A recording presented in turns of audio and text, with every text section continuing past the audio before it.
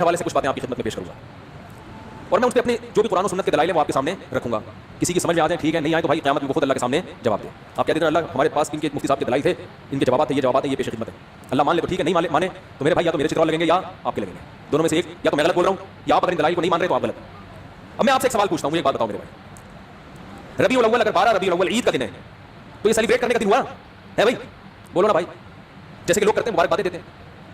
ہم یہ دیکھتے ہیں پہلی دلیل, صحابہ کرام میں ایک موضوع من گھڑت روایت بھی نہیں ملتی کہ 12 ربیع الاول یا نبی کی پیدائش کے دن کو کسی صحابی نے سیلیبریٹ کیا ہو.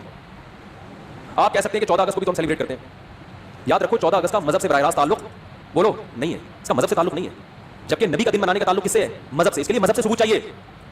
اور بھائی آپ ہر سال 1 جنوری کو اپنی بیگم کے ساتھ ٹور پہ نکلتے ہو, گھومتے ہو, کھاتے ہو, پیتے ہو, آپ کہتے ہو یار ہماری شادی ہوئی تھی تو بیگم آج وہ دن دوبارہ آ گیا قسمت سے, چلو تھوڑا سا انجوائے کرتے ہیں. لوگ سالگرہ مناتے ہیں نا بیگم کے ساتھ, اس کو بدعت تھوڑی کہا جائے گا. بھائی اس کا مذہب سے کیا تعلق ہے؟ وہ آپ کی نجی زندگی, آپ 1 جنوری کو مناؤ, 10 کو مناؤ, 5 کو مناؤ, 6 کو مناؤ, نہیں مناؤ, آپ کا دل چاہ رہا ہے کہ مناؤ تو مناؤ, نہیں دل چاہ رہا تو طلاق مناؤ, آپ ہمیں کیا ہے, ٹھیک ہے نا, جو مرضی دن مناؤ, آپ کی نجی زندگی ہے.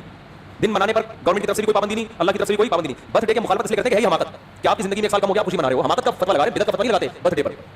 ارے بعض کام بذات خود صحیح ہوتے ہیں لیکن وہ جس جذبے سے کیے جا رہے ہوتے ہیں وہ جذبہ کا تو نہیں بنتا نا وہاں پہ, اس لیے کہا جاتا ہے غلط رسم ہے. برتھ ڈے تو بالکل ہی کامن سینس کے خلاف ہے. شادی بھی ہمیں یہ ہوتا ہے کہ آپ کی فار ایگزامپل 1 جنوری کو شادی دوبارہ ہو گئی تو بھی کھوپڑی میں آنے والی چیز تو یہ بھی نہیں ہے, سال ہو گیا تو کیا ہو گیا, کون سا تمیز سے گزرے جو آپ منا رہے ہو. لیکن اگر کوئی منا رہے نہیں جی بیگم آج ہم اچھا کھائیں گے, آج ہم جائیں گے گھومنے پھرنے, تو چلو یار آپ کی بیگم ہے, آپ دونوں لائف میں انجوائے کرو, ہم کیوں کباب میٹھی بنے ہوئے. زیادہ زیادہ یہ کہا جائے گا یار یہ غیروں سے رسم آئی ہے, انگریزوں سے آئی ہے, اس سے زیادہ اس پر اعتراض نہیں ہوگا, اس کا مذہب سے تعلق نہیں ہے. برتھ ڈے پر تو 2 اعتراض ہو گئے, تو غیروں سے آئی, دوسرا کہ یار آپ کی موت کے قریب ہو گئے اور آپ کیک کاٹ رہے ہو کہ میں 52 سال کا ہو گیا. 52 سال کی نہیں, آپ کی زندگی میں 52 سال اور کم ہو گئے ہیں, ٹھیک نا, تو ابھی برتھ کا ٹائم تک کیک کھانے کا, کیک کھا کے اپنی عمر اور کم کر رہے ہو. پیسٹری اور کیکوں سے تو عمر کم ہوتی ہے نا. 52 سال کا ہو گئے, شکر ادا کرو, تھوڑا اچھا کھاؤ, ورنہ جو اس پہ شکر ادا کرو کہ آپ نے کیک کھائے ہر سال, پھر بھی اللہ نے 52 تک آپ کو پہنچا دیا. اب توبہ کر لو کیک سے. کیک اور پیسٹری تو آپ کو پتہ ہے ہارٹ اٹیک کا بہت بڑا ذریعہ ہے. لیکن رسول اللہ صلی اللہ علیہ وسلم ہمیں کامل دین دے کر گئے ہیں. آپ نے ہمیں بتا دیا کہ سیلیبریشن کا ڈے کون سا ہے, عبادت کا دن کون سا ہے. نہ عبادت میں کمی بیشی اور نہ ان تہواروں میں کوئی کمی بیشی ہوگی. صحیح بخاری صحیح مسلم کی حدیث ہے, آپ صلی اللہ علیہ وسلم نے فرمایا, حضرت انس بن مالک راوی ہیں, کہ اللہ زمانے جاہلیت میں عرب ایک خاص عید منایا کرتے تھے. آپ نے فرمایا اللہ نے ان کے بدلے ہمیں 2 عیدیں دے دی ہیں, ایک عید الفطر اور ایک عید الاضحیٰ. سمجھ میں آ رہی ہے بات؟ 2 عیدیں اللہ نے ہمیں اس کے بدلے دے دی. تو اسلام میں جو عید ہے کتنی ہے؟ 2. ان عیدوں میں حکم ہے آپ اچھے کپڑے پہنے, اور اس کی کوئی لاجک بھی ہے نا. لاجک یہ کہ رمضان کے روزے ختم ہوئے, چھٹی, جسمانی خوشی بھی روحانی خوشی بھی. جسمانی خوشی ہے وہی ہوٹل کے پراٹھے شروع دوبارہ سے, گٹکے کی پرمیشن مل گئی آپ کو. یہ جسمانی روحانی ہے کہ اللہ نے اتنی بڑی عبادت ہم سے لے لی. ویسے ایک روزہ رکھنا کتنا مشکل ہے, پورے مہینے اللہ نے روزے رکھوا دیے ہم سے, گن پوائنٹ پر رکھوا لیا نا, فرض کر دیا, ورنہ ہمیں اختیار دیتا تو ہم تو ساری زندگی سوچتے ہی رہتے, اللہ نے رکھنے پڑیں گے بس. تو چلو زبردستی اللہ نے عبادت کروا لی, مگر کروا تو نہیں نا, اس بہانے اللہ کا نام لینے کی توفیق مل گئی. رمضان نہ ہوتا تو رمضان کی عبادتیں ہوتی نہیں ہوتی. تو یہ دونوں خوشیاں, بقرعید میں بھی 2 خوشی, روحانی خوشی ہے کہ ابراہیم علیہ السلام کی سنت زندہ ہو رہی ہے, گناہ معاف ہو رہے ہیں قربانی کے ذریعے. جسمانی خوشی گوشت کھانے کو مل رہا ہے تازہ, اپنے ہاتھوں کا ذبح کیا ہوا, یقین ہے گائے کا ہی ہے, بکرے کا ہے, یقین ہے, ورنہ کیا پتا بھائی کیا کیا لوگ ہوٹلوں میں کھاتے ہیں کھلاتے ہیں. تو وافر مقدار میں گوشت کھانے سے بڑے فائدے ہوتے ہیں. بیان بھی ہمارے جب بھی سمجھ میں آتے ہیں. لوگ جو اعتراض کرتے ہیں نا مجھ سے کیا بیٹھ کے باتیں کرنا چاہتی ہوں کہ بھائی آپ جب سبزی کھاؤ گے تو نہیں سمجھ میں آئے گی بات. سبزی کھانے والے کی سمجھ میں ہندو بہت زیادہ اعتراض کرتے ہیں اسلام کی 4 شادیوں پر, بھائی جب سبزی کھاؤ گے تو کہاں سے سمجھ میں آئے گی بات, گوشت کھاؤ. تو خیر دو اللہ نے عیدیں دی.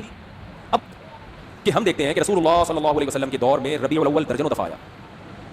آپ صلی اللہ علیہ وسلم کی دنیا سے جانے کے بعد کا ٹائم بھی اگر ملایا جائے اور آپ کا ٹائم ملایا جائے تو درجنوں بار آیا ہے. یعنی کوئی ایک ضعیف سے ضعیف روایت بھی نہیں ملتی کہ اس مہینے کو صحابہ کرام نے دوسروں مہینوں سے کوئی الگ حیثیت دی ہو, کہیں بھی نہیں ملتا. حتیٰ کہ رسول اللہ صلی اللہ علیہ وسلم کی جو تاریخ ولادت ہے وہ بھی 12 بنتی نہیں ہے کسی حساب سے. فلکیات کی روح سے اگر آپ کیلکولیشن کریں نا بیٹھ کے, تو نہ تاریخ وفات 12 ربیع الاول بنتی ہے اور نہ تاریخ ولادت. دیکھو اسلامی تہوار جو ہوتے ہیں نا, بلکہ دنیا میں کسی بھی مذہب کے جو تہوار ہوتے ہیں ان کی ڈیٹ میں کسی کا اختلاف نہیں ہوتا, کیونکہ وہ ایسی چیزیں جو تمام اہل مذاہب کو جوڑ دیتی ہے. جیسے ہندو جو ہولی مناتے ہیں, جہاں بھی دنیا میں ہندو پایا جائے گا ایک ہی دن کا منائے گا وہ ہولی.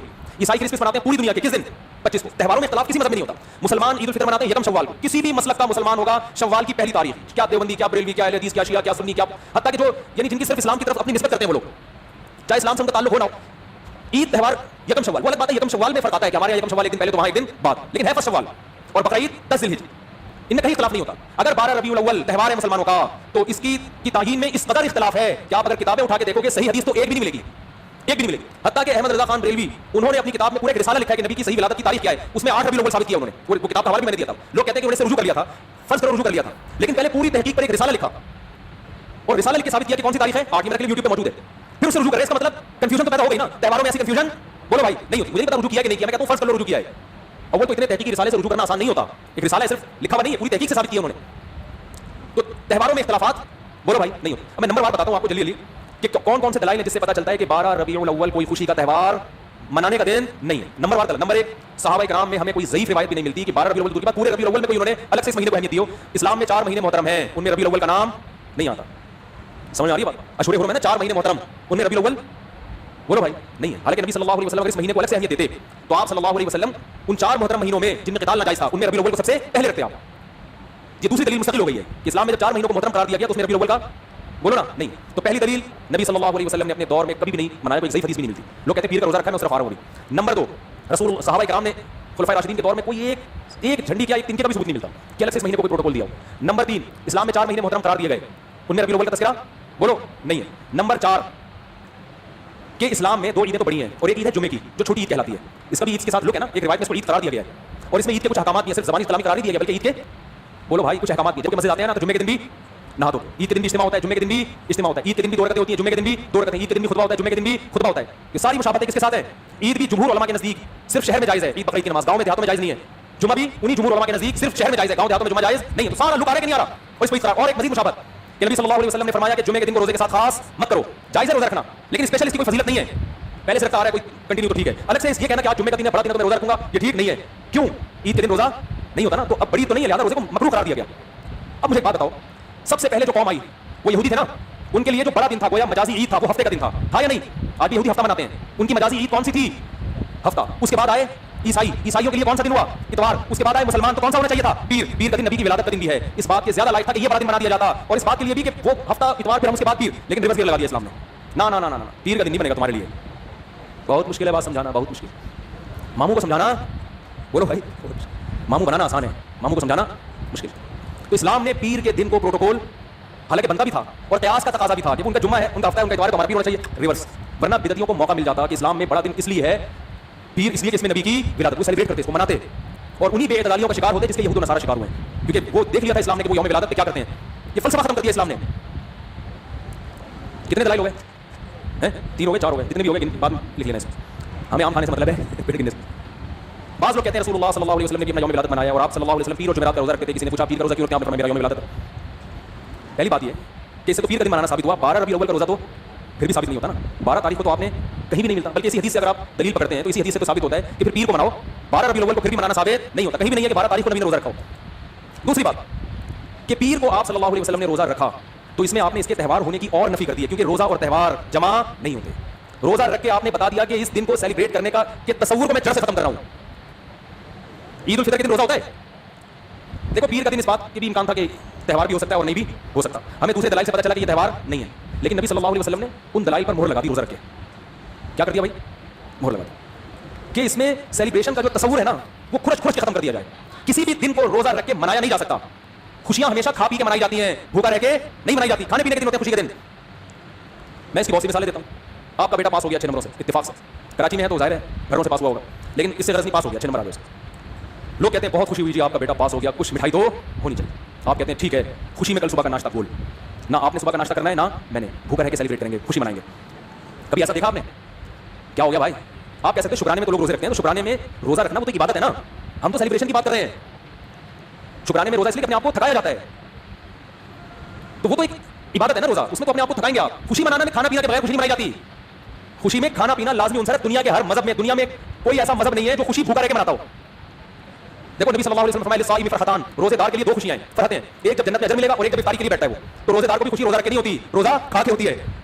کیا مطلب؟ نبی نے بتایا کہ صبح سے شام تک جو تم خوشی لیس زندگی تم نے گزاری ہے نا روزے کی حالت میں, اس میں خوشی بالکل بھی نہیں تھی, فرحت نہیں تھی. تو 2 فرحتیں تمہیں ملیں گی, ایک دنیا سے جانے کے بعد اور ایک دنیا میں. تو دنیا میں جو روزے کی فرحت ہے وہ روزے کے دوران نہیں ملے گی, وہ جب پکوڑے کھانے کے لیے افطاری میں بیٹھو گے طبیعت سے. وہ بھوک میں آپ کو پکوڑوں کا مزہ کتنا ٹائٹ ہے کہ نہیں ہے؟ پکوڑے کے خلاف جتنی مرضی تقریر کرو, لیکن روزہ رکھ کے جو پکوڑا اور چٹنی کا مزہ ہے نا وہ کسی چیز میں نہیں. تو نبی نے کیا فرمایا؟ روزے دار کے لیے مشہور حدیث ہے, روزے دار کے لیے 2 خوشیاں. تو یہ فرمایا روزے دار صبح سے لے کر مغرب تک بہت خوشی زندگی گزار رہا ہوتا ہے, ایک دم ٹینشن میں آ جاتا ہے دسترخوان دیکھ. تو روزے دار کو بھی خوشی کس وقت ملتی ہے بھائی؟ جب وہ کھانے کے لیے دسترخوان پہ بیٹھے. انسانی نیچر ہے, بھوکا رہ کے خوشی نہیں ہوتی. میں جس دن روزہ رکھ کے بیٹھتا ہوں نا بیان کرنے, تو مجھ سے نہیں ہو رہا ہوتا جی, سب ٹھیک ہے, غصہ آ رہا ہوتا ہے مجھے لگتا ہے کہ پھر میں کہتے ہیں جس دن بہان اس دن روزہ نہ رکھے آدمی, مجھے لگتا ہے کہ پھر میں کہتے ہیں جس دن بہان اس دن روزہ نہ رکھے آدمی, اس کی سزا پھر عام ہوتی ہے. تو روزے میں ہوتا ہے انسان نہیں, ٹینشن ہوتی ہے تھوڑی سی, وہ رات نہیں ہوتی نا چہرے پہ, نہ خوشی ہوتی ہے, ٹینشن ہے نا, تبھی تو عبادت ہے. تو آپ کی جناب شادی ہوئی, لوگ کہہ رہے ہیں ماشاءاللہ ماشاءاللہ بھائی مبارک ہو, کچھ تو ہو جائے. تو آپ خوشی میں ولیمہ کھلاتے ہو, کیونکہ نبی نے بھی کیا کیا تھا؟ کھانا کھلایا. روزہ رکھ کے نکاح کو سیلیبریٹ نہیں کیا. آپ نے یہ نہیں کہا کہ آج میرا نکاح ہوا ہے تو میرا بھی کل روزہ اور تمام صحابہ کا کل روزہ, ایسا نہیں.